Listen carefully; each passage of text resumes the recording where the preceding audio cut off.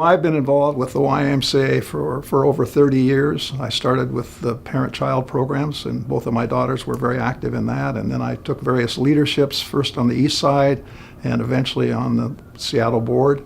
Both my wife and I support the Y because we feel it's a very flexible organization. It's able to adapt to the needs of the community, and therefore I think it's, in terms of providing benefits to the community, it's probably the best organization. When you leave a gift in your will, it's really for the whole community. Obviously it's going to help benefit your children and grandchildren if they're involved with that particular organization, but it's really for the whole community that you're doing it. Hopefully people are continuing to update their wills and so forth as you grow older, and it's not something you want to wait until you're about ready to die. So because who knows when that might come about. So I think it's something that you need to plan and get into your will as early as possible.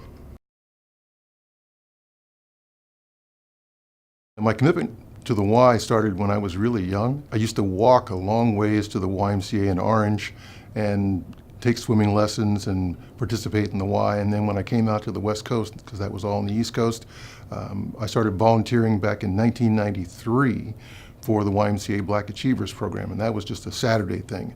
And it just turned into more and more engagement. My hope is that other people have gained from my commitment and the work that I've done, the people and students that I've engaged, and the people that I've been able to bring into the work of the Y. And then the other person who benefits is me. I get up every morning, and now the work that I'm doing, which is largely volunteer, is pretty great for me. I feel good about it. It gave me purpose.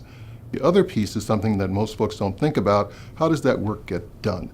It can't get done unless there are donations by people intentionally to make certain that the work gets done.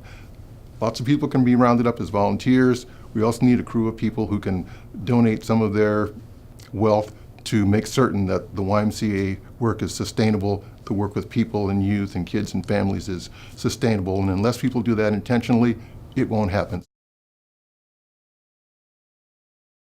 I really liked Erik Erikson, the psychologist, who said the last stage of life was called generativity, and that is that those of us who have raised our families would make a commitment to the next generation. We give to other programs besides the Y, but our Y gift in particular is to help the next generation have a positive, successful life.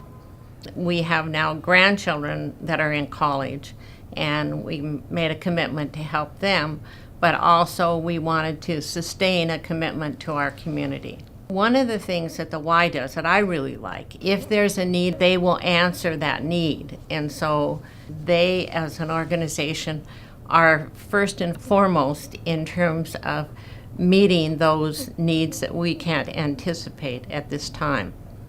They do everything in a community that makes it stronger for families and kids.